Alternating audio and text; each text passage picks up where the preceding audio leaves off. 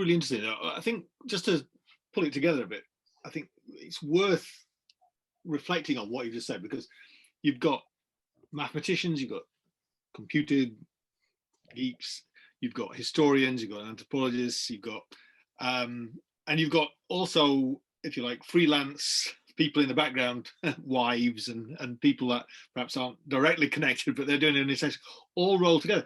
It's a often when you get told the stories about the development of a technology, i.e., computers and stuff like that, you focus on the technology and nothing else. But the way you just told us how actually it happened on the ground, none of this would have happened without the humanities and the maths and the sciences working together. And this idea of two cultures, you know, the C.V. Snow thing seems not real when listening to that story that you tell. Well, as always, Richard, you ask very nice questions. This is absolutely the case. I mean, the anthropology, as I often say, is about social relations. It's about your relations to the people you work with. Film is not about technical filming. It's about your relations with the objects of your filming. And the development of both the humanities and the sciences and the blended versions that I've been talking about is mainly about human relations. It was out of friendship with Ken Moody and Charles and Tim, and their friendships with Jessica and Sarah and my mother. It was out of this, why I've loved working on projects is that the English, and I've talked about friendship, there's a famous saying, I think maybe by C.S. Lewis, the English don't have friends. They have friends about things. Mm. You can't just have a friend unless you do something together, share something. And so a lot of my projects have, and even the ones I'm doing now in China, are really expressions of friendship. I want to spend time with someone, so I invent a project. And the extreme example is my marriage. My marriage with Sarah is held together by projects. We do things together. And this project was like that. I'd learned this, I think, working with my mother from quite early on, our letters, and then at university, sharing an interest in history and so on. And then when they came home. So I'd learned the art of working in a small team with other people. Because what I'd learned is an obvious fact, which is that, which was repeated to me by my friend Jerry Martin as an engineer. He said up till the early 19th century, you could make big discoveries on your own. From the later 19th century onwards, it's too complicated. You need a team. So to make the breakthrough, you need a team. Now, teamwork is a matter of friendship. If it's going to work really well, you have to have a passion about it. In all our projects, we haven't worked 9 to 5. It's been something which we discuss, and it's a vision, and it's something we want to make. It's like going on an exploration in a sailing ship. You know, it's a crew that is working on a project together. And in Cambridge, above all, even Oxford has less of this. Cambridge, above all, there are no barriers between the sciences and the humanities now. An extreme example is John Maynard Keynes. Now you think of Keynes, who was a fellow of my college, King's, as, you know, a great economist, but who's also set up the Arts Theatre with Lydia Lopakova. He collected a rare library of 17th century drama. He was a great collector of paintings. He wrote about Malthus and philosophy. He was interested in everything. He was a polymath. And I've always believed, although I'm science I know nothing about, I should at least be able to interact and talk with people in the sciences and so on. And my interviews have been about that. So this was the background, working with people in different disciplines, because I couldn't have, when I first started this project, I said to Ken, shall I try and learn some computing? And he said, no, Alan, no waste of your time. You'll never be able to do it. We'll do the computing, but you've got to be able to talk to these people. You've got to understand enough to be able to at least have a conversation, understand roughly what they're doing. Now, the other part of the story, which there's King's, Cambridge, me, the team, is the excitement of this period in computing. Let's go back 10,000 years. There have been 4 revolutions in communications technology in human history. The first was the discovery a few thousand years ago of writing, the logic of writing, as Jack and others have described it, that you could inscribe symbols which can be carried around, and that changed our world and is one of the foundations of civilization. The second great technological revolution is movable print, the Gutenberg revolution, foreshadowed by China, but the 15th century. The third great revolution is the discovery that you can take a picture of reality and put it onto a medium and store it, the photograph, which leads into film and television. And the fourth great revolution is the computer. Yep. And the revolution occurred absolutely in a few places. One of them was Cambridge. So as Tim and Charles and I were working, around us in Cambridge, other enormously exciting things were happening. And I'll just give you one other story. So I've interviewed a lot of the leading people in this story, including the head of the computing laboratory, David Hartley, and various other people who developed. And the 2 main people who developed the Acorn computer were in Cambridge. So Acorn, which made the BBC Micro and was at the forefront of this revolution, was developing in the early 80s. Just all these little spin-offs started in little rooms opposite King's or around the corner there and so on. So this place was buzzing with all sorts of developments in computing. And these people would meet in the Eagle and the Baron of Beef and other places and chat and talk and exchange. So Charles and Tim were part of a wider network of very exciting and important developments in computing. And I'll just tell you one story that particularly I like. And if you want to see the full story, if you go to YouTube and look for a film called The Micro Men, it's a film about this story.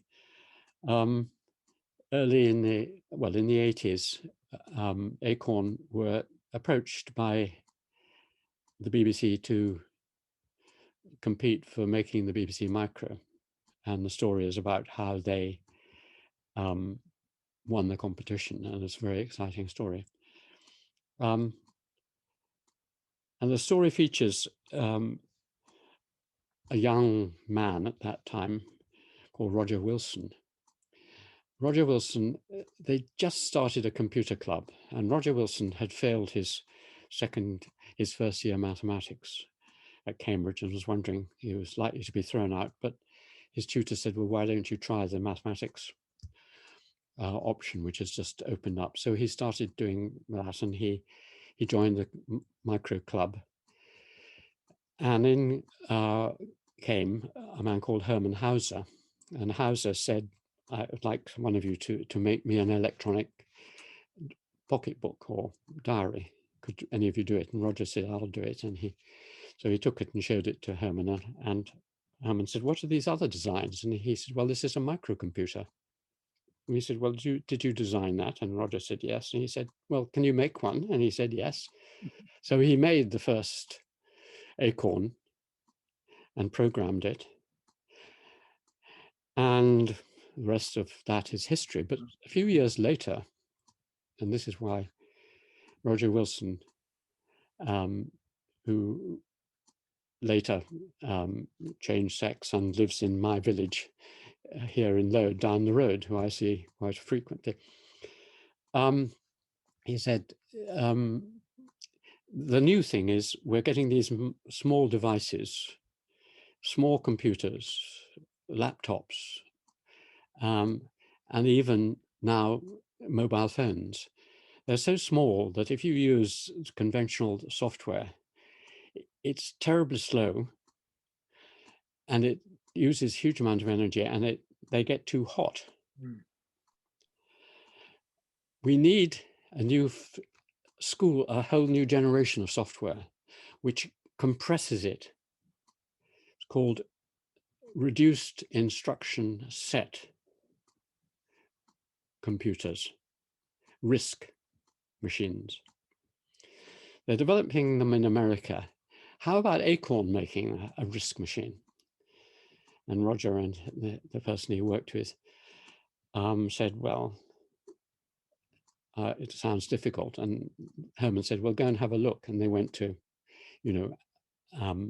Apple and IBM, and they saw these vast complexes of hundreds of programmers trying to make RISC machines. And they came back and said, sorry, it can't be done. How can we compete, a couple of us, against that lot? Anyway, Herman, being Herman, said, well, let's keep on trying. So he sent them elsewhere, and they went to a sort of smaller place where there were a few PhD students trying to do it. And so they gained heart, and they came back and they wrote a RISC machine, and put it in, and it was brilliant. It was called Acorn RISC machine, ARM. And a few years later, they launched it as the automated RISC machine, ARM. It's the biggest site on the Cambridge science site, ARM. It's a billion-pound, multi-billion-pound industry. And every mobile phone in the world has Sophie Wilson's software in it. So you use Sophie Wilson's ideas. Wow, and this is one of many spin-offs. Although it's getting a bit long, I better explain one final development, perhaps. Now, the system of Boolean mathematical databases that Tim wrote was very good, but it's like a rifle. You have to know what you're looking for. You have to know, you will want to know everything about something that happened on that date in that place with this. It doesn't do fuzzy searching. You don't find out new things. And this is another nice story. There's a coffee house opposite King's College called the Copper Kettle. And in the early 1970s, in one corner of the Copper Kettle, someone called Keith van Rijsbergen was sitting, jotting down thoughts. And in another, someone I think called Professor Green was jotting down thoughts. And his thoughts were the origin of string theory in physics. And in Keith's corner, he was writing down saying, how about we use an entirely different form of mathematics, more based on chaos theory and probability theory. And so he and a friend wrote an article saying, we now no longer live with and or nots and binary logic. We live with probabilities, more like quantum in a way, more or less. So they wrote, he was, again, King's was seminal because there was a research project with Nick Jardine in it, Charles Jardine, working part-time at the beginning, and Keith van Rijsbergen on information retrieval. And Keith wrote the first specification for an information retrieval system based on probabilistic mathematical. Now, he wasn't he became professor of computing at Glasgow, but he wasn't an absolute brilliant computer programmer, but he did have a student in Cambridge called Martin Porter. And Martin Porter is a brilliant programmer. And so Martin got this idea from Keith. And then he wrote his PhD around the problem which they had in the Sedgwick Museum of Geology, the first great museum of geology in England. And the problem was you have 500,000 rocks. Someone wants to find a rock. They don't know what rock they're looking for, really. They have a rough idea. They want a rock which probably came from the north of England, and it probably has some of this stone or chemical in it, and it probably was around this state, but I don't know for sure. So can you write me a program that will find these rocks and give me a list in probable order of likelihood, the best rock and the next best rock, if I give you a rough picture of it? So Martin wrote a program called Sedgwick Museum, which did this. He then thought this would work for other museums. So he rewrote it as a system called Muscat, Museum Cataloging System. And he was head of the Duxford Museum Research Centre for a year. Immensely powerful, a brilliant system, because it not only had probabilistic mathematical, very, very fast, but it also had Turing's idea of artificial intelligence, of improving the query, feeding back what the computer had found. It was called probabilistic theory with relevance feedback. Now, relevance feedback means that when the computer sees what you found, what it's found, it puts it in an order. You then look at this and you say, yeah, that's what I was looking for, and that. Right. So you pick out, you mark those, put the query in again. It looks at the terms which are in the good answers and reruns the query so you get better answers. And you can do this several times until you get really good answers. And the system is based on a terribly simple idea, because there was a lot of work on linguistic research, Karen Needham and others, which said that the information quality of words, weighting of words, is based on their occurrence. Right. So a word like the and is useless for information retrieval because it's there. But if you put in octopus, there are going to be very few octopuses in the database. And so you weight all the terms. So what Martin's system did in a flash of the second was you put in a query like, show me all the interviews I've done with Richard Marshall in 1957, in which I talked about relevance feedback. And in would be forgotten and so on, but relevance and maybe Marshall, in other words, it would have weighted them in. And it's dynamic because as you put in new material, all the weightings are shifted. And Porter's algorithm for this kind of weighting is used in Google and all these systems. Mm-hmm.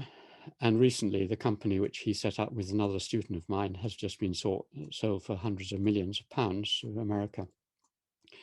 And Muscat was sold in a derivative in America for £8 billion, and so on. So this is a foundation of a lot of query and searching systems in the world, the work that Martin was doing. Now, Martin came and worked with me for a few years in our project, part-time. He was also doing the BBC Doomsday Disk. He did the software for the BBC Doomsday Disk at the same time. And for us, he wrote the first probabilistic retrieval system working on a desktop. I helped him get it down to a desktop. I tried to rewrite the manuals because they were impossible for anyone to understand except Martin. And I had to learn Muscat, which is the hardest thing I ever did in my life, how roughly it works, so I could rewrite the manuals and so on and so on. But finally, out of years of awful work, we had a wonderful system, because what Martin and I had asked to do was to set up a multimedia system, which not only took text, but now increasingly computers could take photographs and film and sound. So we set up the first multimedia probabilistic retrieval system in the world for use with video disk, which was just coming on stream. And later we redeveloped it into other systems, which we use for a lot of our work, because now I am in that wonderful situation that I started the story with. If I want to know when I was starting a project, I can type in, when did I start writing about Nepal, into a query system of all our diaries, which Sarah has typed in, and it'll come up with an answer. And if I say I wanted to see a photograph of a certain person doing a certain thing in my field work in Nepal, I can just type in that query and up come the photographs and the things. Now, it's an amazing tool. Took 10 times, 100 times longer than it would do now because we had to invent it all. But it's just an accident that it was happening. So the last point to make is that I'm a participant observer within the 40 years within which the fourth information communications revolution occurred. And so on my shelves, in my boxes, because I've got all the original materials, I have the history of that extraordinary event.